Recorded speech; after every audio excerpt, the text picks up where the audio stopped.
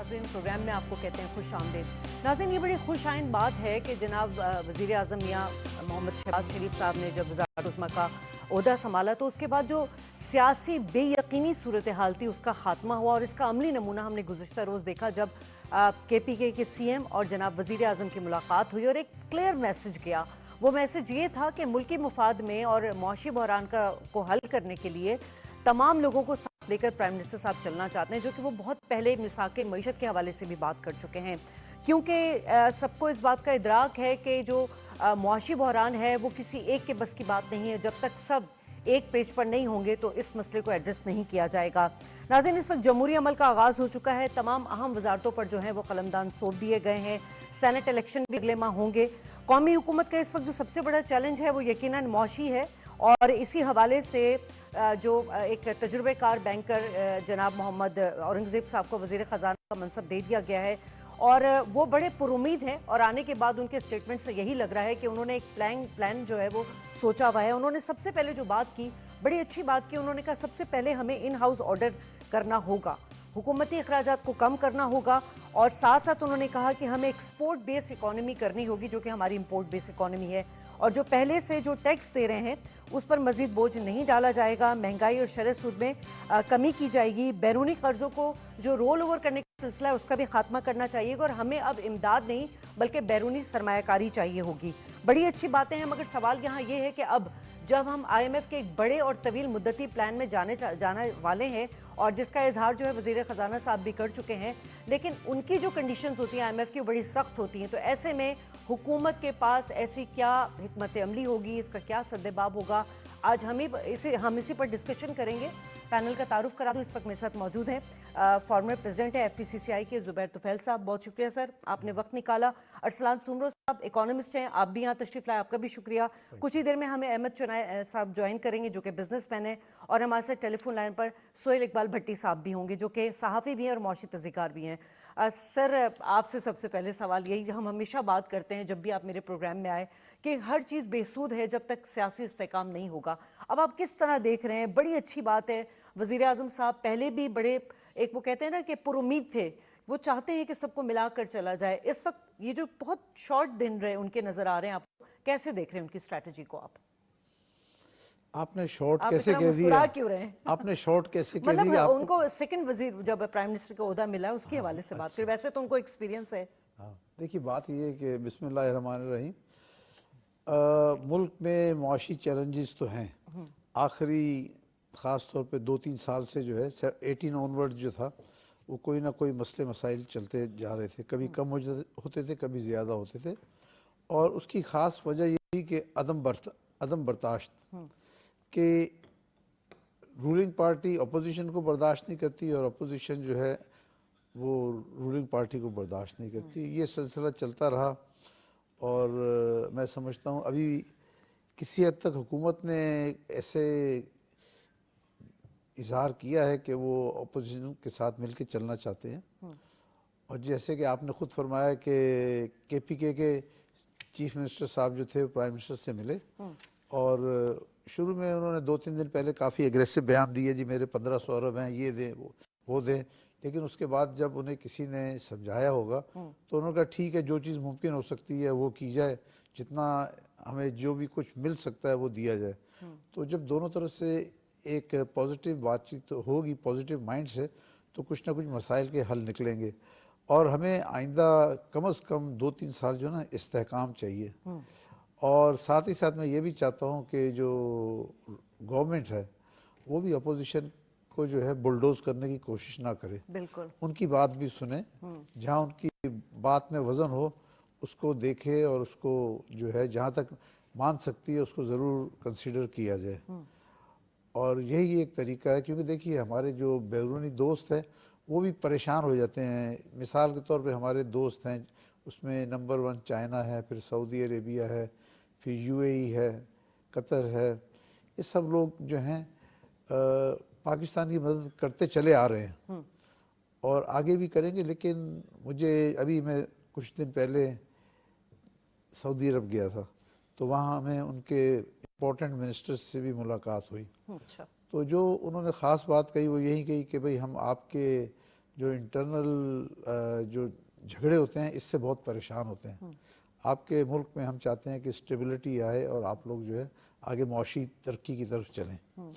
तो यकीनन मैं समझता हूँ कि प्राइम मिनिस्टर साहब के लिए एक बेहतरीन मौका है कि वो इकोनॉमी को देखें। नंबर एक, अच्छा 2-3 चीज़ें हैं जो इकोनॉमी को बहुत हर्ट कर रही हैं। एक उसमें सबसे ज़्यादा जो है वो कॉस्ट ऑफ एनर्जी है, चाहे वो इलेक्ट्रिसिटी हो या गैस हो। हमारी जो इलेक्ट्रिसिटी के चार्जेस हैं वो इस रीजन में सबसे ज़्यादा है। जितने भी नेबरिंग कंट्रीज़ हैं, इंडिया है, श्रीलंका है, बांग्लादेश है, उससे बहुत ज़्यादा है। और उसके बाद फिर इंटरेस्ट रेट है, बैंक इंटरेस्ट रेट 24%। दुनिया में शायद एक मुल्क और है जहाँ सर, है। मैं इस पे ना आगे आऊंगी। मैं चाह रही हूँ कि इंट्रोडक्शन में क्वेश्चंस ले लूँ, उसके बाद हम ये जो जितने शरह सूद के हवाले से है या एक्सपोर्ट बेस के हवाले से या एफबीआर के हवाले से बात करेंगे। अरसलान, हम हमेशा डिस्कशन तो करते रहे, लेकिन एक बड़ी अच्छी बात की इन्होंने कि हम अगर बाहर मुल्क ममालिक वो दोस्त जो हमें इमदाद देते हैं, जो सरमायाकारी करना चाहते हैं, वो इस गैर यकीनी हम तो परेशान हैं ही, लेकिन वो ज़्यादा परेशान है क्योंकि वो इन्वेस्ट तो करना चाहते हैं, क्योंकि पाकिस्तान एक बहुत बड़ी अपॉर्चुनिटी है उनके लिए।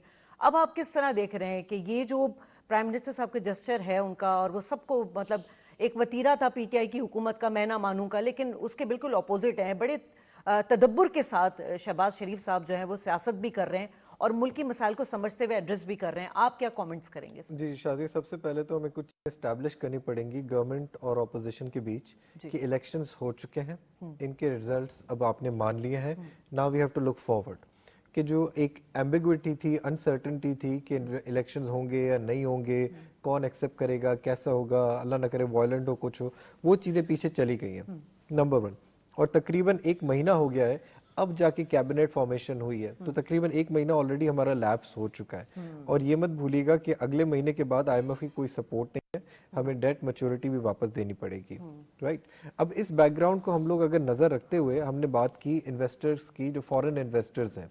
देखें 2018 के क्राइसिस जब करंट अकाउंट डेफिसिट बढ़ा था, फिर 2020 में ये कोविड की वजह से हमें से बेनिफिट हुआ था, फिर 2022 में जो हमने पॉलिसी में कुछ इनडिसीजंस दिखाए। आपको याद होगा पीटीआई के ज़माने में असद उमर साहब के कुछ महीने शुरू में हम लोग IMF जाएंगे नहीं जाएंगे, फिर इसाक डार के साथ जो पुराना उनका टेनर था PDM के अंदर, उसमें IMF में जाने में डिले हो गई। अब थोड़ा विजिबल चेंज नज़र आ रहा है और जो सारी स्टेटमेंट्स नज़र आ रही हैं PM शहबाज से और इन जो नई इनकी फाइनेंस टीम है कि वो एवरी डे मैटर्स। क्योंकि देखिए इन्वेस्टर जो होता है ना अभी, वो आपके ऊपर भरोसा तब करता है जब उसका ट्रस्ट हो। ट्रस्ट आपका तब आता है जब आपके अपने एक्शन सही हो। कहते हैं, कहावत है कि ट्रस्ट इज लाइक एयर, एक हवा की तरह है, जब तक होती है किसी को कदर नहीं होती, जब निकल जाती है तब लोगों को एहसास होता है। सो फॉरेन इन्वेस्टर्स ने एक तो हमें क्लियर कट मना कर दिया, जो हमारे दोस्त ममालिक भी है, कि हम ज़्यादा आपको लोन्स नहीं देंगे। ठीक है, रोल ओवर करते रहेंगे, लेकिन अगर आपको सपोर्ट चाहिए तो आप वायबल प्रोजेक्ट्स लेके आ जाए जहां पे हम इन्वेस्टमेंट करेंगे। और आपने इंपॉर्टेंट बात की कि हमारी 240 मिलियन 245 मिलियन की जो पॉपुलेशन है, it's a big market. Yes, लेकिन इट्स अ बिग मार्केट जब लोगों की इनकम्स बढ़ रही हैं, जब लोगों की परचेजिंग पावर बढ़ रही है, जब लोगों के अंदर एक स्किल है एम्प्लॉयबल, वो चीज़ों पे काम करना होगा। और इस पे एक एक्सेलरेटेड अप्रोच चाहिए होगी शाजिया, क्योंकि ये जो going slow is not an option anymore. ठीक है, तो जुबैर साहब, आपने वैसे इंटरेस्ट रेट की भी बात की और कॉस्ट ऑफ एनर्जी की भी बात की। उससे पहले मैं ज़रा आपसे, क्योंकि ये हम बाद में आएंगे कि मेन चैलेंजेस क्या हैं, उसको एड्रेस कैसे कर सकती है हुकूमत, इस वक्त आप कैसे देख रहे हैं? जो फाइनेंस मिनिस्टर साहब आए हैं, बड़ी अच्छी बातें उन्होंने की हैं, लेकिन कितना प्रैक्टिकली पॉसिबल है? क्योंकि शरह सूद जिस तरह आप बात कर रहे हैं, चले मैं इसी से शुरू कर देती हूँ। अब शरह सूद, महंगाई कम करने के लिए शरह सूद IMF की कंडीशन भी है, फाइनेंस मिनिस्टर चाहते भी हैं कि शरह सूद कम किया जाए, कैसे पॉसिबल होगा? देखिए, मौजूदा शरह सूद से ना हमारी मईशत नहीं चल सकती। सही। मेरा अपना अंदाज़ा है कि रफली तकरीबन 30-35% इंडस्ट्रीज बंद हो गई। वो इस रेट ऑफ एनर्जी पे फैक्ट्री रन नहीं कर सकती, जो चीज़ बनाती हैं वो एक्सपोर्ट नहीं कर सकती, रेट्स कम्पिटिटिव नहीं हैं। तो मेरा अपना अंदाज़ा है कि आइंदा 2 से 3 महीने में ना शरह सूद ज़रूर कम होगी, लेकिन ग्रेजुअली कम होगी। कोई एब्रप्टली हम कहें कि ज़्यादा रेट कम होगा, वो नहीं होगा, लेकिन एक प्रोसेस अगर स्टार्ट होता है तो ये 4 से 6 महीने के अंदर जो है इसमें एक वाज़े कमी हमें नज़र आएगी। اور یہ انتہائی ضروری ہے. دیکھیے اچھا دوسرا ہے کہ جو صنعتیں بند ہو رہی ہیں اس کی وجہ سے بہت ساری بے روزگاری ہے. آپ کے ایک پہلے مہنگائی زیادہ, آپ مزدور کو 35,000 روپے دے رہے ہیں, 35,000 میں مزدور کا اگر ایک میاں بیوی اور 2 بچے ہوں تو وہ 2 ٹائم میں کھانا ہی نہیں کھا سکتے. صحیح بات ہے. تو حکومت کو سب سے پہلے اچھا دوسرا آپ نے وزیر خزانہ کا کہا, میں اتنا کہہ سکتا ہوں کہ کیونکہ یہ حبیب بینک کے 3 سال سے تقریباً پریزیڈنٹ تھے, اور حبیب بینک جو ہے پاکستان کا سب سے بڑا بینک ہے, تو جو بھی صدر اس کو چلا رہا ہوتا ہے اور کامیابی سے اور بہت اچھے ریزلٹس کے ساتھ چلا رہا ہوتا ہے تو اس میں یقیناً کوئی صلاحیت ہوتی ہے. اور اگر کوئی بینک کو چلا لیتا ہے, دیکھیں بینک میں چھوٹا قرض دار بھی آتا ہے, بڑا بھی آتا ہے, اور یہ بینک کا کام ہوتا ہے کہ سب کو کنٹرول کر کے رکھے, کہ کہیں سے ڈیفالٹ نہ ہو, یہ نہ ہو. آج کل ہمارے پاکستان میں بینکس میں جنرلی اسپیکنگ ڈیفالٹ نہیں ہو رہا ہے. چاہے بزنس مین کو لاس ہو رہا ہوگا, لاس بھی اپنی طرف سے پے کر کے بینک کو آن ٹائم پے کرتا ہے. تو مجھے توقع ہے کہ یہ نئے وزیر خزانہ جناب محمد اورنگزیب صاحب جو ہیں, یہ جو چیزوں کو لے کے بہتر طریقے سے چلیں گے, اور جو بھی مشکلات ہیں اس کو کم کرنے کے لیے میری توقع ہے کہ وہ کامیاب ہوں گے. ٹھیک ہے. تو ارسلان آپ کیسے دیکھ رہے ہیں, مطلب لازمی سی بات ہے جو فائنانس منسٹر کے حوالے سے بات کی زبیر صاحب نے, اسی کو دیکھتے ہوئے انہوں نے یہ بات کی ہے کہ شرح سود جو ہے وہ کم کیا جائے گا, کیونکہ دیکھیں اتنا شرح سود ہماری جو اکانومی ہے وہ کانٹیکٹ بھی اسی کی وجہ سے ہو رہی ہے, لیکن مسئلہ یہ ہے کہ ایکسپینشن, جو کاروبار کے ایکسپینشن کے لیے بھی لون لازمی ہے, تو ان کے دماغ میں کوئی ہوگی اسٹریٹجی؟ دیکھیں شازیہ, اس کا جو سولوشن ہوگا نا وہ شارٹ ٹرم نہیں ہوگا, میڈیم ٹرم ہوگا. ٹھیک. سب سے پہلے ہم یہ اسٹیبلش کر لیں کہ انٹرسٹ ریٹ اتنا اوپر ہے کہ تقریباً آپ کے پورے ٹیکس جو ملک میں اندر اکٹھا ہو رہا ہے وہ سارا کا سارا صرف آپ کو انٹرسٹ ری پیمنٹ میں چلا جا رہا ہے. جو سود ہے حکومت کے اوپر بہت بوجھ پڑ حکومت کی گیا. میں بات کر رہا ہوں, جو حکومت کا جو پورا جو انٹرسٹ ریٹ ہے, ٹھیک ہے, اس کا جو امپیکٹ حکومت کے قرضے ہیں صرف اس کو شرح سود دینے میں واپس چلا جاتا ہے. تو جو ہم ٹیکس اکٹھا کرتے ہیں وہ تو صرف ہم لوگ انٹرسٹ ری پے کر رہے ہیں, نمبر 1. پرنسپل تو اتنی جگہ پہ ہے.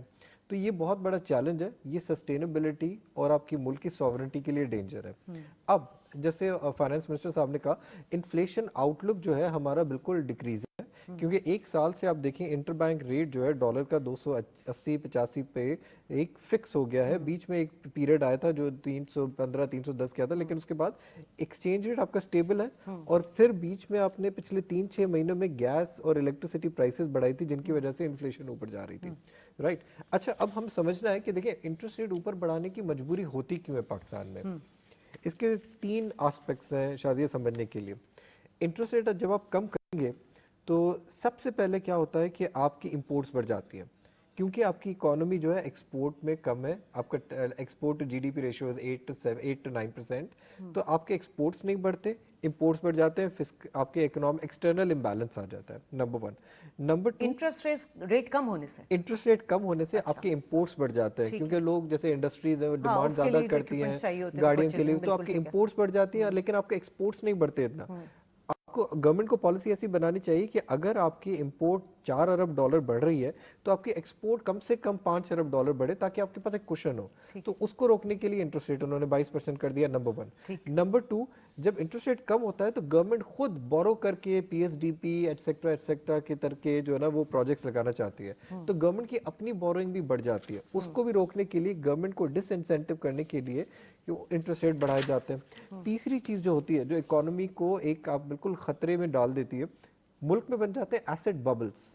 مطلب یہ ہے کہ جیسے پراپرٹی کے ریٹس ہیں, لوگ اپنے پیسے جو ہے بینک میں نہیں رکھتے کہ 10% 9% ملے گا, پلاٹ لینا شروع کر دیتے, ایک ببل بن جاتا ہے جو کریش ہو جاتا ہے. تو اب جو نئے فائنانس منسٹر صاحب ہیں, ان کو انٹرسٹ ریٹ اگر کم کرنے ہیں, چلے اسٹیٹ بینک آپ کی انڈیپینڈنٹ ہے, تو آپ کو تینوں چیزوں پہ خیال کرنا ہوگا. سب سے پہلے آپ کو ایکسپورٹ بڑھانی ہے. ایکسپورٹ جب تک آپ نہیں بڑھے گی, آپ امپورٹ بڑھانا افورڈ نہیں کر سکتے. امپورٹ صرف وہی بڑھائیں جن کے لیے ایکسپورٹ کو فائدہ ہے, نمبر 1. نمبر 2, ٹیکس ریونیوز کی جو بات کر رہے ہیں, ٹیکس ریونیوز آپ نے نہیں بڑھائے 13-14% آف دا جی ڈی پی, جو اس وقت 9.5-10 ہے, ٹھیک ہے, تب تک آپ forget about social spending, آپ کی نیشنل سیکورٹی کو تھریٹ ہے. تیسری چیز, ایسٹ ببل نہیں بڑھنا چاہیے. اب فار انسٹنس یہ کہہ رہے ہیں کہ ہم لوگ ریئل اسٹیٹ کو ٹیکس کریں گے, آپ ٹیکس کریں پروگریسو طریقے سے. ایک اگر چھوٹا مطلب ایک کم انکم والا آدمی ہے جو 20 لاکھ کا پلاٹ لے رہا ہے, اس کو 1% ٹیکس کریں. جو 2 करोड़ का प्लॉट ले रहा है और वो मल्टीपल स्ट्रीट्स ले रहे हैं। आपको पता है पाकिस्तान में इतनी एलीट क्लास है जो 50-50 बड़े बड़े कमर्शियल प्लॉट्स ले लेते हैं, 1 करोड़ में ले लेते हैं। आप उनको ज्यादा टैक्स करें, सेकंड प्लॉट पे ज्यादा टैक्स करें। यहाँ मैं आपकी बात इंटरप्ट करी, वो सुपर टैक्स वाला जो मामला आया था वो भी नहीं हो सका था। जी, कौन सा सुपर टैक्स? सुपर टैक्स जो लगाने की बड़ी कंपनीज जो थी, नहीं, सुपर टैक्स तो लगा हुआ है, लगा हुआ सुपर है, टैक्स पे कर लगा रही हुआ है, पे कर रही है, बट दैट इज अनफेयर। देखिए ना, एक सेगमेंट ऑफ द आपके कॉर्पोरेट्स हैं जो बड़ा खुशी से या मजबूरी से 39%, 45% पे कर रही है, और एक सेगमेंट ऑफ द इंडस्ट्री है जो आपके पे नहीं करते। मैं आपको छोटी सी एग्जांपल दूंगा लोगों को समझाने के लिए। आपको पता है जो सर्विसेज इंडस्ट्री है सबसे कम टैक्स्ड हुआ है। आप छोटे से रेस्टोरेंट्स में चले जाएं, जो चाय वाले होते हैं, ढाबे वाले होते हैं, वो 8 से 15 लाख रुपए महीने के कमा रहे हैं, उनके ऊपर कोई टैक्स नहीं है। कहा था कि शायद वो परचून वाले जो हैं छोटे दुकानदार हैं उनको भी टैक्स नेट में लेकर आएंगे। देखिए, तकरीबन 30 लाख के करीब ऐसे हैं छोटे दुकानदार जो टैक्स नहीं देते, और हमारी कुल आबादी का सिर्फ 2% टैक्स जा रहा है। शादी, आप डायकोटमी देखें, एक अगर तनख्वाह वाला आदमी 6-7 लाख रुपए कमा रहा है तो 2-2.5 लाख वो टैक्स दे रहा है उसमें से, अपनी इनकम में से। और एक इंसान जो प्लम्बर है, मैकेनिक है, वो अगर 6-8 लाख रुपए कमाता है तो कितना टैक्स देता है? 0। जब तक ये आपके इम्बैलेंसेस फिक्स नहीं होंगे इकोनॉमी में, तो आपकी जो स्किल्ड लेबर है वो मुल्क को छोड़ के चली जाएगी, आपको लॉन्ग टर्म नुकसान है। ठीक है, तो जुबैर साहब, ये जो प्राइम मिनिस्टर साहब भी कह रहे हैं कि टैक्स के ऊपर कि हमें उन लोगों को टैक्स नेट में लाना है जो अशराफिया टैक्स नहीं देते, या इस तरह की जो जो जो भी बात की है, रिटेलर्स टैक्स नहीं देते। सबसे बड़ा ये एग्रीकल्चर बेस्ड मुल्क है, हमारी जीडीपी का 28% है लेकिन 1% टैक्स देता है। वही बात आ जाती है कि आपके एफबीआर में इदारे में इस्लाहात की बात आ जाती है, आपके टैक्स स्ट्रक्चरल रिफॉर्म्स की बात आ जाती है, और आईएमएफ भी यही बात कहता है कि इकोनॉमी स्ट्रक्चरल रिफॉर्म्स बहुत ज़रूरी है और ये हमारी मईशत के लिए बहुत बेहतर है। लेकिन हमारे सिस्टम में इतनी पेचीदगियाँ हैं कि जब भी ये काम होने जाता है कोई ना कोई मसला आड़े आ जाता है। देखें, ये 2 सेक्टर्स जो हैं, एक एग्रीकल्चर और दूसरा रिटेल। एग्रीकल्चर भी बड़ा स्ट्रॉन्ग क्या कहना ये सेक्टर है। ये बहुत बड़ी तादाद में नेशनल असेंबली में बैठे हुए हैं। ये अपने ऊपर कभी टैक्स लगने ही नहीं देते, आप जितनी कोशिश करें वो अपना हाथ छुड़ा के निकल जाते हैं। और इसी तरह रिटेलर्स भी है। रिटेलर्स जो है, मैं गुज़श्ता 25 साल से देख रहा हूँ, एफबीआर बड़ी कोशिश करता है इनको नेट में लाने के लिए, इनसे बातचीत होती है, सब कुछ। ये 3% से शुरू होते हैं, जब गवर्नमेंट 1% कहती है ये वो भी नहीं देते। अब इनको रिटेलर्स को समझना चाहिए कि भाई आपकी जिम्मेदारी है, आप जितने भी हैं, वो 30 लाख हैं, ये 40 लाख हैं, जो भी है, उसमें कोई फेयर हिस्सा वो भी अपना डालें रिटेलर्स। अब आप रिटेलर्स से बात करेंगे, वो लड़ने के लिए तैयार हो जाएंगे, लेकिन टैक्स नहीं देंगे। वो कहते हैं जी टैक्स, आप हमसे टैक्स की बात नहीं करो।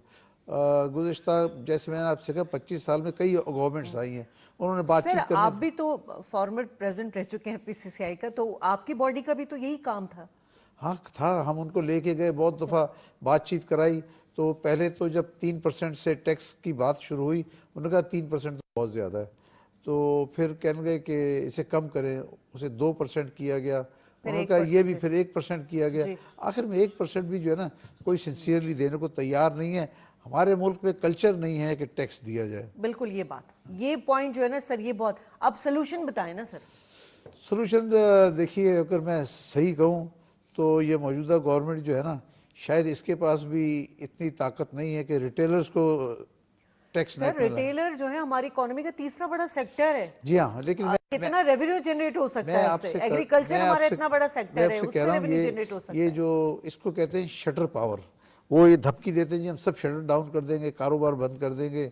लेकिन इनको किसी तरह से ना बिठा के बातचीत करनी चाहिए, इनसे कहना चाहिए भाई ये मुल्क जो है इस हाल पे आ गया है, अब कब तक आप टैक्स नहीं दोगे? ठीक है, ना ज्यादा सही, कम से कम 1% ऑफ द टर्नओवर तो देना, वो भी नहीं देने को तैयार है। ठीक है, इस वक्त हमें सोहेल इकबाल भट्टी ने ज्वाइन कर लिया है, सीनियर साफी हैं। बहुत शुक्रिया सोहेल। सोहेल, हम जो बात कर रहे हैं वो इस वक्त का बनता सिनेरियो है। सबसे बड़ा तो ये कि एक जो सियासी गैर यकीनी सूरत हाल थी वो ख़त्म हो गई। एक बड़ी अच्छी जो है आगाज़ हुआ है, और प्राइम मिनिस्टर शहबाज शरीफ साहब सबको साथ लेकर चलना चाहते हैं। मुआशी एजेंडा टॉप प्रायोरिटी हमें नज़र आ रही है। मसले वही पुराने हैं, लोग भी ऑलमोस्ट ऐसे हैं जो कि तजुर्बेकार हैं।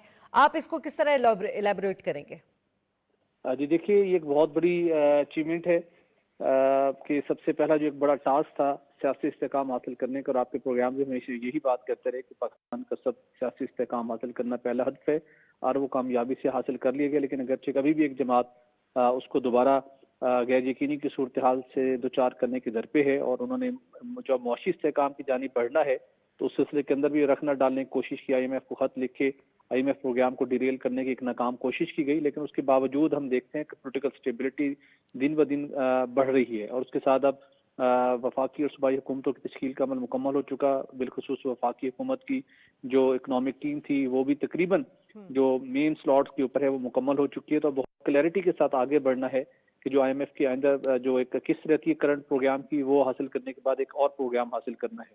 اس حوالے سے دیکھے جائے تو گزشتہ کچھ ماہ کے دوران آئی ایم ایف کی کنڈیشنز کو مد نظر رکھتے ہوئے کافی امپورٹنٹ سٹیپس لیے گئے، اپنے آپ کو ایک فائنینشیل ڈسپلن میں لایا گیا، اور اس کے بعد اب جو فورن ڈائریکٹ انویسٹمنٹ اور دوست ممالک کے ساتھ مل کر مختلف جو منصوبے تھے ان کے اوپر عمل درآمد ہونا ہے. تو ایک جانب آئی ایم ایف کے پروگرام کے تحت آپ فائنینشیل ڈسپلن میں ہوں گے، اور دوسری جانب فورن ڈائریکٹ انویسٹمنٹ ہوں گی. آپ نے سستی پہیہ چلانا ہے، اور اس کے ساتھ ساتھ پرائم منسٹر نے اگلے 1 سے 1.5 ماہ کے دوران جو انرجی سیکٹر کے اندر سرکولر ڈیٹ کا مسئلہ ہے اور سسٹینیبل انرجی کا مسئلہ ہے اس کو ایڈریس کرنے کے لیے بھی ٹاسک دے دیے ہیں. تو یہ 3-4 بینچ مارک ایسے ہیں جس سے لگتا ہے کہ آپ کی فائنینشیل جو اسٹیبلٹی ہے اس کی طرف آپ گریجولی بڑھنے کا عمل شروع ہونے جا رہا ہے.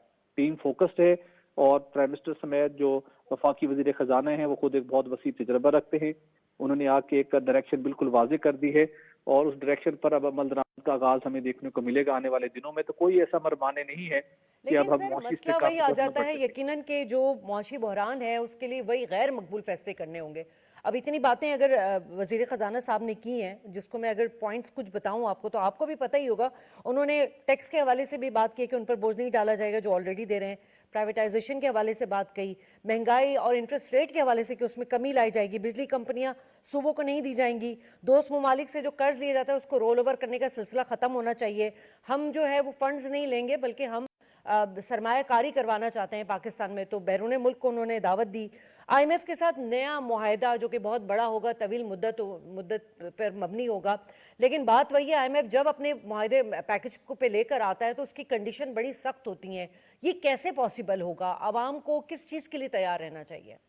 دیکھیے، عوام کو تیار رہنا چاہیے ایک مشکل صورتحال کے لیے، لیکن جو عوام کے اوپر ایک مہنگائی کا بوجھ تھا اور اس کے ساتھ جو مختلف انہیں جو آئی ایم ایف کی کنڈیشنز کے نتیجے میں انہیں مختلف مصنوعات کی بھاری قیمتیں ادا کرنا پڑی، اس پروسیس سے فیز سے تو آپ گزر چکے. اب کوئی زیادہ بڑا کوئی سخت فیصلے نہیں ہونے. ایک میں نے کہا کہ ایک جو فائنینشیل ڈسپلن کے اندر رہتے ہوئے بڑے فیصلے ہو چکے، لیکن اب جو 3-4 ایسے سٹیپس ہیں جن کی بھی آپ نے نشاندہی کی آپ نے، اگر ان کے اوپر عمل درآمد ہو گیا تو عوام کی مشکلات کم ہونا شروع ہو جائیں گی. انٹرسٹ ریٹ کم ہوگا آنے والے دنوں میں، صنعتی پہیہ بہتر چلے گا، افراط زر میں کمی واقع ہوگی، اور اس کے ساتھ ساتھ معاشی سرگرمیوں کو فروغ ملے گا، تو جس کے نتیجے میں عوام کی جو مشکلات ہیں وہ یقینی طور پر آنے والے دنوں میں کم ہوں گی. ایسی صورتحال کے دوران کہ آپ کی معاشی مشکلات مزید نہ بڑھیں، یہ بھی ایک بڑی بلیسنگ ہوتی ہے. ایٹ لیسٹ اب آپ کی ڈائریکشن ٹھیک ہے. آپ کو کنسائلیوں اور بہت کلیئرٹی سے ویژن دی ہے فائنانس منسٹر نے کہ اب دوست ممالک سے ہم نے فنڈز حاصل کر کے رول اوور کرنے میں مصروف نہیں رہنا بلکہ اپنے پاؤں پر کھڑا ہونا ہے. تو یہ بہت واضح انہوں نے اپنی سمت کر دی ہے، اور جو 4-5 ان کے اسٹرکچر میئرز ہیں ان کے اوپر عمل درآمد ہو گیا، جس کے اوپر پرائم منسٹر سر مسئلہ جو ہے نا جو ہم ڈسکس بھی کر رہے تھے، یہاں زبیر طفیل صاحب بھی ہیں، ارسلان بھی ہیں، اکانومسٹ ہیں، یہاں بھی یہی ڈسکشن کر رہے تھے کہ ہمارے پاس وے آؤٹ تو بہت کچھ ہے، مگر بات وہی آ جاتی ہے کہ نظام میں جو بڑی سیاسی رکاوٹیں ہیں، بیوروکریسی کے مسائل ہیں، ان تمام چیزوں کو جب تک آپ ایڈریس نہیں کریں گے تب تک آپ اس چیز کو سارٹ آؤٹ نہیں کر سکتے. آپ ٹھیک کہہ رہی ہیں، لیکن اس مرتبہ یہ چیزیں آپ کو سارٹ آؤٹ ہوتے ہوئے دکھائی دیں گی. یہ مسائل جو آپ نے ان کی آپ نے نشاندہی کی ہے، ان کے اوپر قابو پایا جا رہا ہے. بنیادی طور کے اوپر جو اب وے آف گورننس ہے وہ تھوڑا چینج ہو چکا ہے. دیکھیے، ایک جانب پرائم منسٹر اور ان کی ڈٹرمنٹ ٹیم ہے، اور دوسری جانب ایس آئی ایف سی کا بہت ایک امپیکٹ اورینٹڈ رول ہوگا، بڑا افیکٹو رول ہوگا.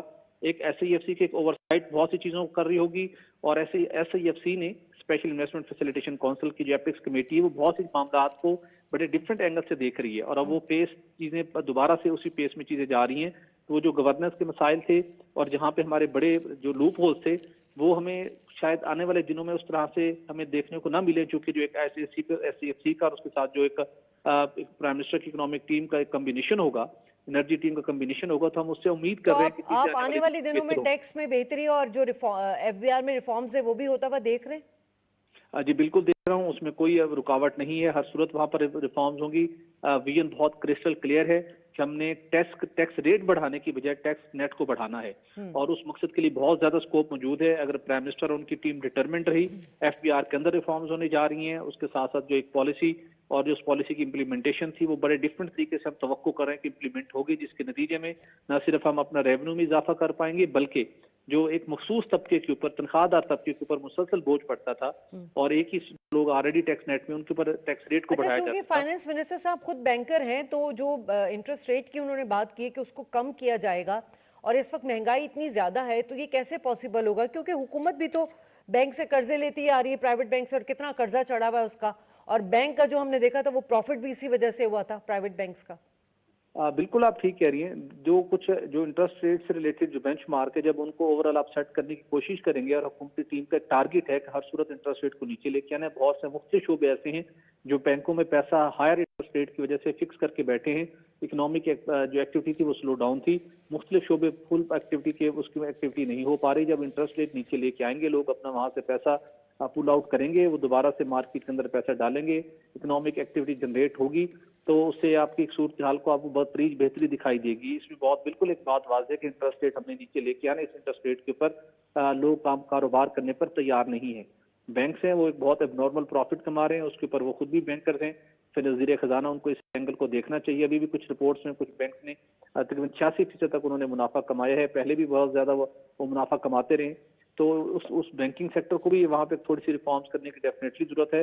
لیکن اس کے ساتھ ساتھ جہاں پہ آئی ایم ایف کے پروگرام کے تحت آپ ایک ڈسپلن میں ہیں، اگر آپ اس میں انٹرسٹ ریٹ نیچے لانے میں کامیاب ہوتے ہیں، انفلیشن کو تھوڑا کنٹرول کر لیتے ہیں، اور روپے کی قدر کو بہتر کرنے میں تھوڑا کامیاب ہو جاتے ہیں، تو یہ ایک بہت ون ون سچویشن ہوگی جس سے عام آدمی کو واضح طور کے اوپر ریلیف ملتا ہوا دکھائی دے رہا ہے. اچھا، پرائیویٹائزیشن کے حوالے سے بات کی، لاسٹ کوسچن میں آپ سے کر رہی ہوں کہ پرائیویٹائزیشن کے حوالے سے بھی بات کریے، اس سے ہماری معیشت پہ کیا فرق پڑے گا؟ پی آئی اے ہے، اسٹیل مل کے ڈسکوز ہیں، ان کو پرائیویٹائز کیا جائے گا تو کتنا فرق پڑے گا؟ کیونکہ یہ تو بہت بڑا قومی خزانے پر بوجھ ہے نا. یہ بہت بڑا فرق پڑے گا. یہ اتنا بڑا بوجھ ہے کہ قومی خزانہ اور اس ملک کی عوام اس کو مزید بوجھ اٹھانے کے متحمل نہیں ہو سکتے. یہاں پر ہمارا سالانہ 1000 سے 1500 روپے کا سالانہ نقصان ہے، اور کہیں پہ اس کے اوپر امپروومنٹ نہیں ہے. اس کی اشد ضرورت ہے کہ ہم اس خسارے سے فوری طور پر نکلیں، اور اس کے ساتھ ساتھ جو ہماری پروفیٹیبل کمپنی ہیں، جن کا پورا پیسہ ہم یہاں پر ڈمپ کر دیتے ہیں، وہ تاکہ وہ بھی بہتر پرفارم کر سکیں. اور جو 4-5 بڑی کمپنیز ہیں، بھلے وہ خسارے میں ہیں یا جو ایون کچھ ابھی پروفٹ میں بھی ہیں، ان کو کرنے سے، پرائیویٹائز کرنے سے یقینی طور کے اوپر ایک تو آپ کی اکنامک ایکٹیویٹی کے اوپر بھی اثر پڑے گا، فورن انویسٹرز بھی آئے گا، اور اس کے ساتھ ساتھ جو گورنمنٹ کی لائبلٹیز ہیں وہ کم ہوں گی. تو پرائیویٹائزیشن ناگزیر ہو چکی ہے، بالخصوص ان اثاثوں کی جو قومی خزانے پر بہت بڑا بوجھ بن چکے ہیں. جی ٹھیک ہے سہیل، بہت شکریہ آپ نے وقت دیا. ارسلان، آپ کو کیا لگتا ہے کہ گردشی قرضوں کا جو ہے واحد حل نجکاری ہے؟ جی دیکھیں، سب سے پہلے تو آپ کو سرکولر ڈیٹ کم کرنے کے لیے ایک جو پروگرام میں آئی ایم ایف کو ہم نے پروپوزل دیا تھا کہ 1.2 ٹریلین آپ اس میں کم کر سکتے ہیں، اس میں صرف ٹیمپریری سپلیمنٹری گرانٹس جو ہیں وہ آپ کو الاؤ کرنی ہے. آئی ایم ایف سے ریکویسٹ یہ مانگی تھی، جو آئی ایم ایف نے کہا کہ نہیں، دس از اے شارٹ ٹرم سولوشن، آپ کو لانگ ٹرم سولوشن کی طرف جانا ہے، جس میں آپ کو تھیفٹ کنٹرول کرنا ہے، آپ کو ریکوری بڑھانی ہے، آپ کو کاسٹ آف الیکٹریسٹی آگے جا کے لے کے آنی ہے. لیکن یہ تین اتنی آسانی سے نہیں ہو سکتی. دیکھیں، اس میں بات یہ ہے کہ جب آپ کا انڈسٹریل ٹیرف اتنا زیادہ ہے اور آپ کی کاسٹ آف انرجی اتنی زیادہ ہے، بیکاز لوکل گیس آپ کی ڈپلیٹ ہو چکی ہے، آپ کو RLNG امپورٹ کرنی پڑتی ہے، تو آپ ویسے ہی کمپیٹیٹیو رہے نہیں ہیں، اور اس پہ آن ٹاپ آف اٹ شرح سود بھی آپ کا 22%. تو آپ کو گروتھ کرنی ہے انڈسٹریز کے اندر تاکہ ڈیمانڈ بڑی ہو، ورنہ اتنا سرپلس جو ہے وہ آپ کی کیپیسٹی ہو گئی ہے کہ یہی ریٹ اور بڑھانے پڑیں گے.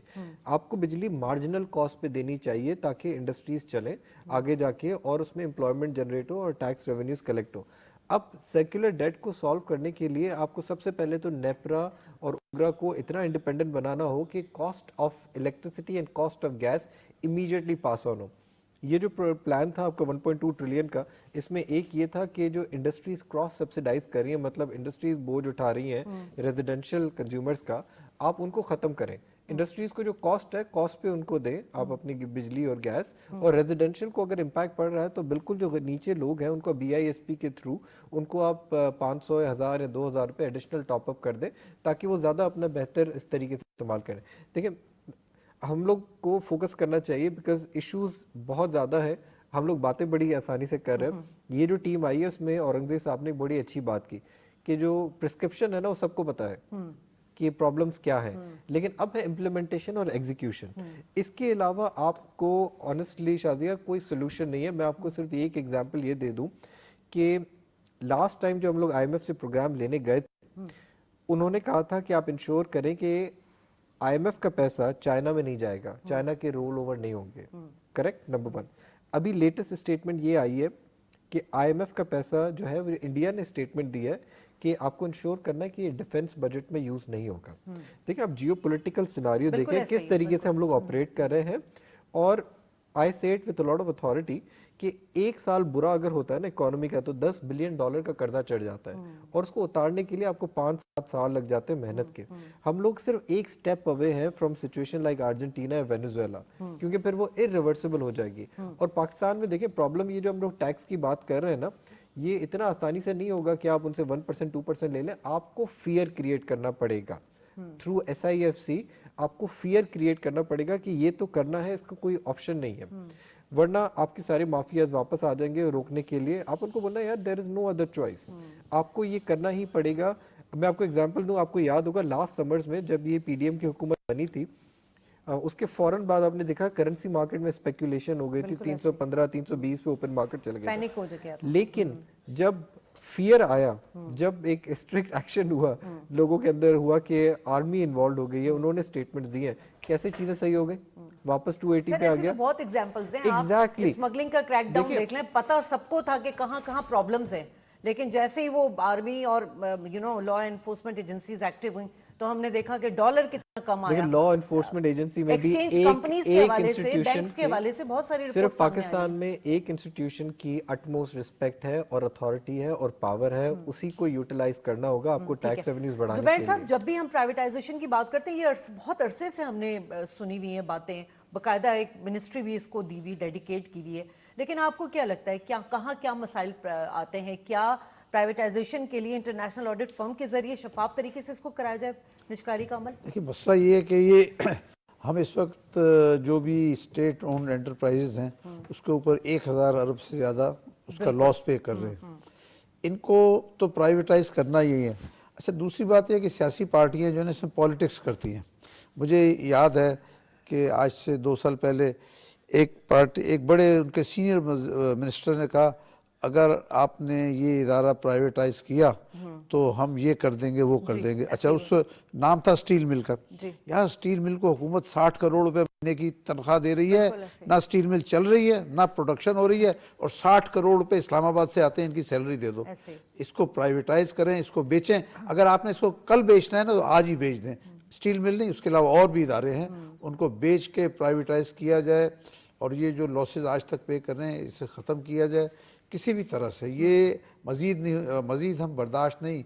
ये जो भी चीज़ लॉस होता है ना, वो पब्लिक के ऊपर ट्रांसफ़र हो जाता है। पब्लिक ने ही पे करना है, कॉमन मैन ने पे करना है, तो उससे बेहतर है कि हुकूमत अब आई है। एसओईज जितने खसारे में जा रहे हैं, इनको मुनाफा बख्श कैसे बनाया जाए, ये भी तो हम ये बहुत मुश्किल काम है। अब नहीं होगा। देखिए, स्टील मिल है ना, आप कुछ भी कर लीजिए, मुनाफा बख्श नहीं होगी। इसको उठा के सीधा प्राइवेटाइज करें, या आप किसी पब्लिक प्राइवेट पार्टनरशिप में फॉरेनर को लेकर आएं, चाइनीज को लाएं, रशियन को लाएं, जिसको भी लाएं उसको दें, और उनको टारगेट ये हो कि भाई आपने इसको चलाना भी है, और 1 साल में चलाना स्टार्ट करना है, और 2 साल के अंदर प्रॉफिटेबल करना है। इसके अलावा और कोई हल नहीं है। दूसरी इकॉनमी कहाँ से बेहतरी आ सकती है, वो है एग्रीकल्चर। एग्रीकल्चर में अगर हम थोड़ी सी कोशिश करें, देखें जब आप इंडस्ट्री लगाते हैं, इंडस्ट्री लगाने में 3 साल लगते हैं। आपने एलसी खोली, मशीनरी आई, बनेगी, ये होगा। एग्रीकल्चर में आपने कोई भी अच्छी क्रॉप आई, 6 महीने में आपको उसका रिजल्ट आ जाएगा। आपने अगर गंदम है, गंदम पाकिस्तान में जो भी आज 28 मिलियन टन जितनी पैदा होती है, 28 को 32 मिलियन टन करना कोई बहुत बड़ी बात नहीं है। इसके ऊपर हुकूमत को चाहिए कि तवज्जो दिया तो देखे ना, रिकॉर्ड बिजनेस किया इसने गंदम ने हमारी, और भी इससे बेहतर हो सकती है। इसके अंदर खास तौर पे गंदम को, बाकी भी दीगर क्रॉप की तरफ भी जाना चाहिए। और इसके अलावा मिनरल्स हैं, जो मिनरल्स हैं उसके भी बहुत बड़े हमारे पास पॉजिटिव चांसेस हैं कि हम उसे एक्सपोर्ट कर सकते हैं। चाइना बहुत इंटरेस्टेड है, और दूसरे मुल्क भी इंटरेस्टेड है। ठीक है, अहमद चनाई साहब आपने ज्वाइन कर लिया है। सर, हम जब भी बात करते हैं मुल्क में सियासी इस्तेहकाम की, और जब गैर यकीनी सूरत हाल होती है, तो हर सेक्टर हमारा जो है उससे मुतासिर होता है। पाकिस्तान स्टॉक एक्सचेंज, जब भी हमने देखा ये इलेक्शन हो रहे होने से पहले जो एक रूमर्स आ रही थी कि होंगे नहीं होंगे, हमने देखा स्टॉक एक्सचेंज कोलैप्स कर गई थी। फिर उसके बाद हमने देखा कि ऑल ऑफ अ सडन जैसे इलेक्शन हुए तो हमें बेहतरी नजर आई। آپ کیا سمجھتے ہیں کہ ان تمام چیزوں کے لیے ملک میں یہ جو 5 سال کا ان لوگوں کو مینڈیٹ ملا ہے، یہ مسلسل یقینی صورتحال کتنی ضروری ہے اس وقت؟ بسم اللہ الرحمن الرحیم، بہت بہت شکریہ۔ دیکھیں، دو چیزیں بہت اہم ہیں جو ہم دیکھ رہے ہیں۔ اسٹاک ایکسچینج کی آپ بات کر رہے ہیں تو اسٹاک ایکسچینج کی تندلی کی وجہ lack of trust, lack of confidence تھا، اور اس کی وجہ سے جو ہے وہ جو بہت اچھے شیئرز تھے جن کے ریٹ بڑے اچھے ہونے چاہیے تھے وہ بھی جو ہے وہ پرفارم نہیں کر پا رہے تھے، اور مارکیٹ جو ہے وہ مسلسل تنزلی کا شکار تھی۔ میرے خیال ہے، میں سمجھتا ہوں ذاتی طور پہ کہ کیئر ٹیکر گورنمنٹ نے وہ سٹیپس لیے جن کی وجہ سے ایک تو جو ڈیفالٹ کا ہر وقت خدشہ تھا ہمارا وہ ختم ہوا، اور اس خدشے کے خاتمے کے بعد پھر ایک ٹرسٹ لیول اور ایک کانفیڈنس لیول بلڈ اپ ہوا۔ آئی ایم ایف نے جو ہے وہ ہمارے قرضے منظور کیے، دوسری جو ڈونر ایجنسی ہیں وہ بھی ہمارے پاس آئیں، اور اس کے بعد ایس آئی ایف سی نے جو ہے وہ ایک بہت بڑا پازیٹیو رول ادا کیا کہ جہاں 5 صنعتیں جو ہیں ایس آئی ایف سی کے اندر آئیں، اور ان صنعتوں کی جو ہے وہ ترقی کے لیے، ڈیولپمنٹ کے لیے کام کیا گیا، اور لوگوں سے یا فارن انویسٹر سے یا لوکل انویسٹر سے یہ نہیں کہا گیا کہ ڈونیشن دیں یا فنڈنگ دیں، ان سے صرف اور صرف یہ بات کی گئی کہ آپ آئیں اور ہمارے ملک میں انویسٹ کریں ان 5 سیکٹرز کے اندر، اور ہم پوری طرح آپ کو فیسیلیٹیٹ کریں گے۔ میں سمجھتا ہوں یہ پازیٹیو نیوز تھیں، یہ پازیٹیو وائبس تھیں، جس کی بنا پر جو ہے وہ اسٹاک مارکیٹ میں بھی بہتری ہوئی، اور اوور آل جو ہے وہ ایک بزنس انوائرمنٹ بھی ضرور بنا۔ دو چیزیں بھی اس میں زیادہ اہم یہ ہیں کہ ہماری جو گندم کی پروڈکشن کی آپ ابھی بات کر رہی تھی، تو اس سال ریکارڈ پروڈکشن جو ہے وہ متوقع ہے۔ اسی طرح میں سمجھتا ہوں رائس بھی جو ہے وہ بہت اچھا پرفارم کرے گا، شوگر کین بھی بڑا اچھا پرفارم کرے گا۔ تو یہ ساری چیزیں جو ہیں وہ ایک پازیٹیو انڈیکیٹر کی طرف ہیں کہ میں یہ سمجھتا ہوں کہ اگر زراعت کا شعبہ بہتری کی طرف جاتا ہے تو ملک کی اکنامی آٹومیٹکلی صحیح ڈگر پہ، صحیح سمت پہ چلنا شروع ہو جاتی ہے۔ تو یہ پازیٹیوٹی ہے جس کی بنیاد پر اسٹاک لیکن اس مارکیٹ میں کی بھی بھی ایک بہتری چیلنج نظر نظر آ آ رہا رہی ہے کلائمیٹ چینج کا۔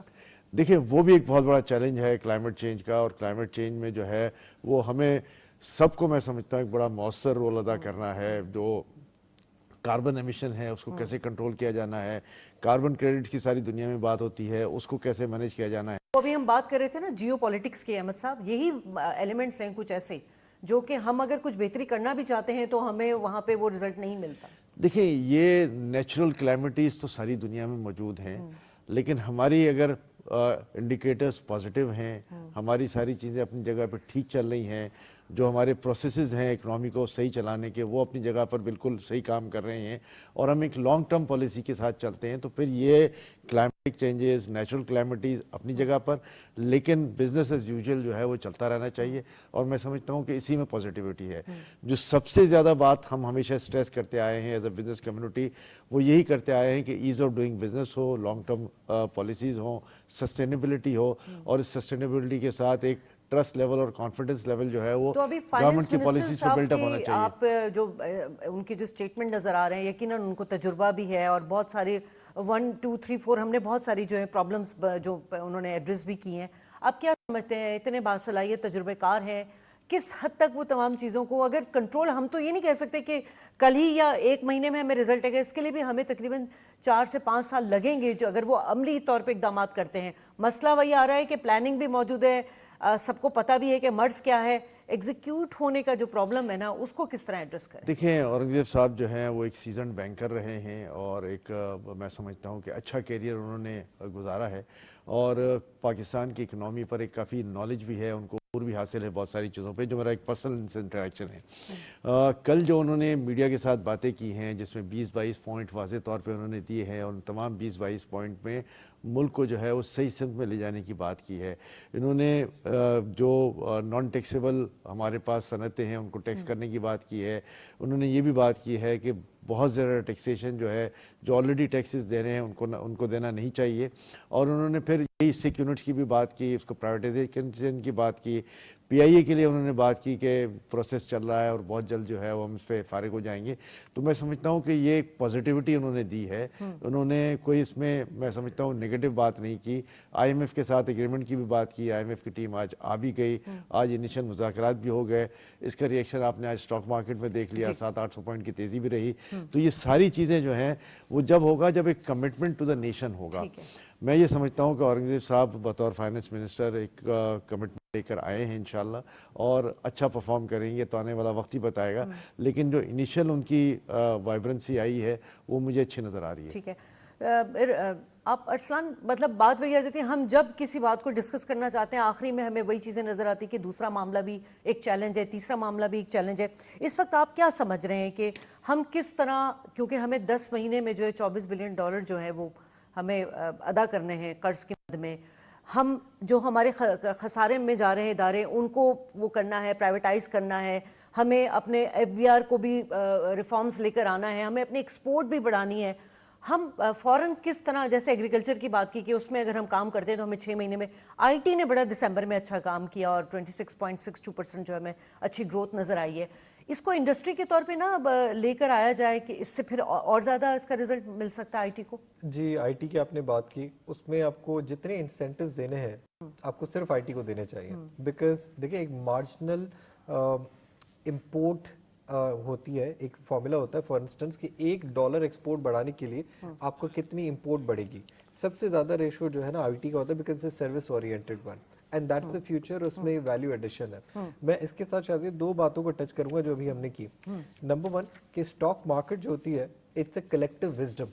یہ اسپیکولیٹو اور مینیپولیٹو چیز نہیں ہوتی جس طریقے سے بتایا جاتا ہے. میں آپ کو ایگزامپل دوں، 15 نومبر کو آپ کا اسٹاف لیول اگریمنٹ ہوا تھا، جو لاسٹ ہوا تھا ریویو آپ کا IMF کے ساتھ ہوا تھا. اس کے فوراً بعد 3 ہفتے کے اندر مارکیٹ 10,000 پوائنٹس اوپر گئی. کیونکہ اس وقت اسٹاک مارکیٹ صرف ایک چیز چاہتی ہے کہ پاکستان کی جو لانگ ٹرم ایکسٹرنل کریڈٹ ری پیمنٹ ایبلٹی ہے وہ مستحکم ہے کہ نہیں ہے. الیکشنز ہو گئی، آپ کی انڈیکس وہی ہے، پیک جو ہوئی تھی 65,000 ٹو کرنٹلی 65,000. اب اگلے 6 ہفتے یا 8 ہفتے کے اندر جو IMF کے ساتھ ہمارا ریویو ہوگا یہ تو ایزیلی آپ کا کلیئر ہو جائے گا. جو نیا بیل آؤٹ پیکج آئے گا دیٹ ول کریٹ اندر rally in stock market of سے 5,000 to 8,000 پوائنٹس. کیونکہ اسٹاک مارکیٹ گلوبلی ریفلیکشن ہوتے ہیں انویسٹرز کی. ایک تو یہ چیز ہو گئی کہ وہ ہمیں فارورڈ انڈیکیٹر بتائے گا کہ چیزیں صحیح جا رہی کہ نہیں. دوسری ہم نے بات کی اسٹیٹ اونڈ اینٹیز کی. یہ بہت امپورٹنٹ پوائنٹ کی تھی آپ نے شاید. دیکھیں پرابلمس پتہ ہے، سولوشن بھی پتہ ہے. اب آپ تھوڑا ریوائنڈ کرتے ہیں. KL الیکٹرک کی پرائیویٹائزیشن ہوئی، PTCL پرائیویٹ مینجمنٹ کے اندر گیا. آپ کا HBL بھی ایک سرکاری ادارہ ہوا کرتا تھا کس زمانے میں. آپ نے کیا کیا؟ آپ نے پرائیویٹ سیکٹر کو انوالو کیا. سب سے پہلے اس کو امپاور کر دیا کہ بندے آپ کو فائر کرنے آپ کریں، رائٹ سائزنگ کریں، ڈاؤن سائزنگ نہیں، رائٹ سائزنگ کریں. دوسری چیز جہاں پہ کرپشن والا ایلیمنٹ ہے ان کو آپ ختم کریں. ٹھیک ہے. تیسری چیز جو ایسٹس ہیں ان کو یوٹیلائز کریں. جو کیونکہ دیکھیں نا سرکاری آدمی کا انٹرسٹ ہی نہیں ہوتا، کہتا ہے مجھے تو تنخواہ مل رہی ہے، مجھے کرنے کا فائدہ کیا ہوا، نہ بونس ملے گا نہ کچھ ملے گا. تو ہماری جو اس وقت ڈسکوز ہیں اسٹیٹ اونڈ اینٹیز ہیں، ان کا نام SOEs سے POEs رکھنا چاہیے. پولیٹیکلی اونڈ اینٹیز ہو گئی، اسٹیٹ اونڈ نہیں رہی ہے. بالکل آپ کو ان کو پرائیویٹ سیکٹر کو واپس دینا ہے. کیئر ٹیکر گورنمنٹ میں بہت اچھا پروپوزل گیا تھا کہ یہ ان کی یا تو آؤٹ رائٹ پرائیویٹائزیشن کریں یا مینجمنٹ جو ہے پرائیویٹ سیکٹر کو دے دیں. انفارچونیٹلی ابھی شاید ڈسکشن ہو رہی ہے کہ اس کو پھر سے پروونسز کو دے دیں جو آپ کی ڈسکوز ہیں. دیکھیں ڈسکوز اگر پروونسز کے پاس گئے شازیہ تو یہ پھر پولیٹیکلی یوز ہوں گے کہ میرے اوپوننٹ کو جو ہے نا بجلی نہیں ہونی چاہیے، گیس نہیں ہونی چاہیے ایٹسیکٹرا. تو یہ پھر ہاتھوں میں آ جائے گا پالیٹکس کے. آپ کو کلیئر کٹ ان کو پرائیویٹ سیکٹر کو دینا چاہیے کہ جو آپ کریں آپ صرف نقصان ختم کریں. زبیر صاحب یہ جو انہوں نے بات کی کہ کچھ نگراں حکومت نے جب پالیسیز بنائیں، ہم بات ہمیشہ یہی کرتے ہیں کہ وہ پالیسیز کنٹینیوٹی کے ساتھ چلتی نہیں، ان کا تسلسل کے ساتھ چلنا بہت ضروری ہے. اب نگراں حکومت نے جو انیشیٹو اچھے لیے تھے، کیا اس حکومت کو کوئی ہرڈلز ہوں گی کوئی اس کو آگے چلانے میں؟ میرے خیال میں دیکھیے میں سمجھتا ہوں نگراں حکومت نے جو فیصلے کیے وہ سب انہوں نے نان پولیٹیکل کیے. ان کا کسی سے ایفیلیشن نہیں تھی اور انہوں نے کسی کے بارے میں سوچنا نہیں تھا. انہوں نے سوچا جو ملک کے لیے سیاسی مفاد نہیں تھا نا، مفاد نہیں تھا نا، تو انہوں نے ملک کے لیے اچھا سوچا اور اس سے کافی بیرون ملک جو لوگ ہیں ان کے اوپر اعتماد آیا. اب جو نئی گورنمنٹ آئی ہے، الیکٹڈ گورنمنٹ، ان کا کام ہے کہ ان پالیسیز کو لے کے نا آگے چلے اور اس کو انشور کرنے کے لیے SIFC پیچھے بیٹھا ہوا ہے. کوئی زیادہ جو ہے نا کوئی بھی پولیٹیکل گورنمنٹ اس سے ڈیویٹ نہیں کر سکتی اور ڈیویٹ کرنے سے نا نقصان ہوگا. ہمیں چاہیے کہ ان پالیسیز کو آگے لے کے چلیں. اور دوسرا یہ کہ آپ فورن کنٹریز کا نا کانفیڈنس گین کریں. آپ کے جو بھی بڑے بڑے دوست ہیں، چائنا، سعودی عربیہ، UAE، قطر، وہی بات ہے نا، اتنی الگ الگ جگہوں سے ڈیمیجز لگے ہوئے کہ ادھر اگر آپ اس کو ہیل کرنا چاہتے ہیں تو دوسری طرف سے مسئلہ نہیں ہو جائے گا. دیکھیں ہو جائے گا انشاءاللہ. جو بھی SIFC بھی پیچھے بیٹھا ہوا ہے وہ ان کو گائیڈ کرے گا ضرور کہ بھئی آپ بہت زیادہ پولیٹیکل فیصلے نہ کریں.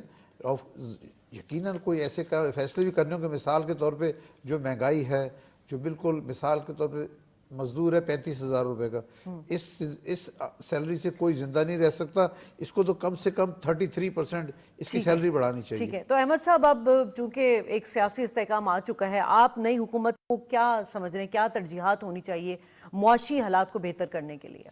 देखिए, नई हुकूमत की सिर्फ और सिर्फ एक तरजीह जो होनी चाहिए वो माशी हालात की तरफ होनी चाहिए, बाकी चीज़ें जो हैं वो साथ साथ चलती रहेंगी। हम अगर ये मईशत को सुधारने की बात नहीं करेंगे, लोगों को जो है वो उनकी रोज़ी रोटी जो है वो सही तरीके से नहीं मिलेगी, तो फिर किसी चीज़ में भी इस्तेकाम नहीं आ सकता। हमारी गवर्नमेंट का सिर्फ और सिर्फ फोकस यही होना चाहिए, और मैं समझता हूँ कि औरंगज़ेब साहब का अपॉइंटमेंट जो है वो right step in the right direction है कि जिस काम का जो माहिर है उसको लगाया जाए ताकि हमारी इकनॉमी जो है वो सही तरीके से आगे चले। SIFC की बात हो रही थी, मैं समझता हूँ कि SIFC is the best thing that is ever happened to Pakistan, कि उसमें जो चीज़ें सामने लाई गई हैं बिजनेस कम्युनिटी के और इंटरनेशनल सिनारियों में, ज़ाहिर है उन सारी मैच्योरिटी में थोड़ा टाइम तो लग सकता है, लेकिन इन द लॉन्गर रन जो है वो पाकिस्तान को बेहद फ़ायदा होगा। मैं ये समझता हूँ कि जितना ट्रेड डेफिसिट है, जितना करंट अकाउंट डेफिसिट है, इन सारी की कवरेज जो है वो SIFC में दी गई है, और SIFC के फैसले जो हैं वो एक कलेक्टिव विजडम के तहत होंगे, वो पॉलिटिकल विम्स एंड विशेस पर नहीं होंगे। तो जहाँ वो फैसले ग्राउंड रियलिटी के ऊपर किए जाएंगे, वो फैसले अगर हो जाते हैं तो मैं समझता हूँ कि फिर हम एक लॉन्ग टर्म सस्टेनेबिलिटी के तरफ जा सकते हैं, और ये लॉन्ग टर्म सस्टेनेबिलिटी मुल्क की मईशत को सुधारने में, लोगों की रोज़मर्रा ज़िंदगी को बेहतर बनाने में, और यहाँ पे जॉब एम्प्लॉयमेंट अपॉर्चुनिटीज़ जो है वो क्रिएट करने में बड़ी मददगार साबित होगी। बहुत शुक्रिया आप तीनों मेहमानों का। नाज़रीन, गुफ्तगू आपने सुनी। एक और दरिया का सामना था मुझको। जब मैं एक दरिया के पार उतरा तो मैंने देखा यकीनन इस हुकूमत के लिए जो मुआशी तरजीहात हैं वो सबसे प्रायोरिटी बेसिस पर तो है ही, मुआशी एजेंडा भी सामने आ चुका है। अब सवाल ये है कि पॉलिसीज़ बनी हुई हैं, उनका तसलसल के साथ जारी रहना और उसकी एग्जीक्यूशन जो है वो बहुत मैटर करती है। और सबसे अहम बात यह है कि सिर्फ हुकूमत का काम नहीं, सबको इसमें अपना हिस्सा डालना होगा। प्रोग्राम से इजाज़त, अल्लाह ने के बाद।